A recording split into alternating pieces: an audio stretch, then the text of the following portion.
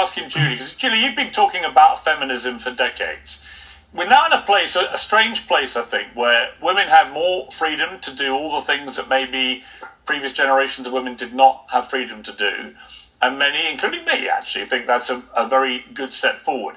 The only downside to this is that birth rates around the world are beginning to plummet to dangerously low levels. And Elon Musk keeps warning that if they carry on like this, it's going to be a very, very serious problem for the future of the planet. So let me just ask you, Julie, when you look at the progress that feminism has made, you can see so many ways that women's rights have been promoted in a better way.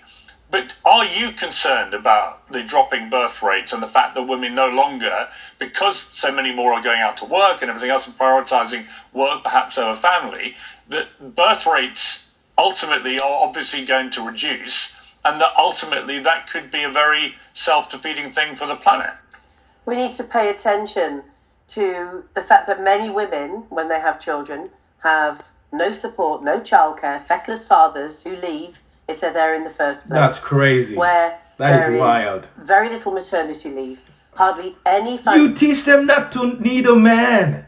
Financial security, particularly if that woman is in an abusive relationship and can't rely on that second wage coming into the home. So have a look at what will make it more attractive and feasible for women to have babies. And also have a look at the women who are choosing not to have babies because they don't want to be hitched to and trapped with a man who, quite frankly, isn't the love of her life because of his behaviour and because of his shortcomings. That's what we need to be doing. Emily. Yeah.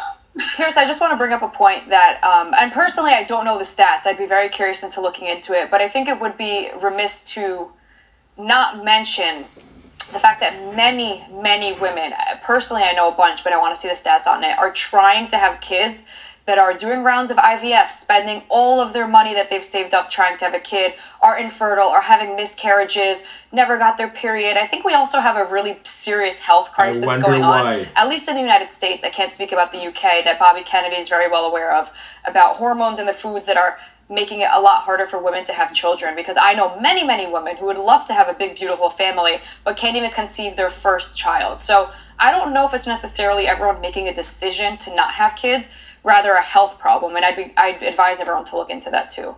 It's totally absurd. So first of all, it's the reason they need IVF and things like this is they defer families till they're in their 30s, right? It's not healthy for women to start having babies in their 30s. No, not a great idea. Yes. True. Yeah, not only is it true, I have a 24-year-old friend who can't get pregnant. I can statistically prove it. The exception doesn't make the rule. The truth of the matter is, you can even look at infant mortality rates, and in the United States, we have some of the highest in the world, and that is correlated directly to the fact that women are aged out of their 20s when they're having children. You can even see this in other nations as well. Back over to the TERF's argument, she says, well, wait a second, we should really be deferring to women and incentivizing women for more stuff that women want. We do this all the time. We defer to everything that is that they want. By the way, you have free tuition. You do get all sorts of free health care. And by the way, it's the poor people who have the most amount of children, not the middle class or the rich who do family planning. So this idea that you're just going to give, the idea that you're just going to give women money and that's going, or some type of support in this way, and that's going to be what moves them towards children, is not true. Usually it's things like religion, religiosity, your key component to traditionalism, your idea of community has nothing to do with family leave. That has nothing to do with that. Never has. The birth rate's been dropping like this. But they already incentivize women to have kids and not have the father in their home, and it's not making it any better. If anything, it makes it worse because there's no dad around. Go rock, especially. And they give the woman the kid in divorce, and the woman use the kid against the dad, and there's no dad around. Makes the situation even more worse, which is crazy.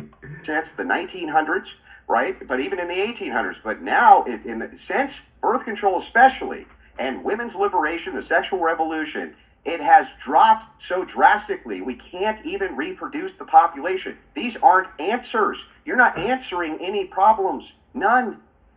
Just because of men like you. Okay. Yeah, it's just men like me, I know. It's men like me. That's a crazy claim. They should just take her off the panel. Or him. I don't know what this is. me. The ones who actually reproduce. It's because of men like me who actually reproduce. I get it. That makes sense. So what do you suggest? Should women just start like? Can you reproduce? Do you even have a uterus to reproduce? Do you even have a uterus to reproduce?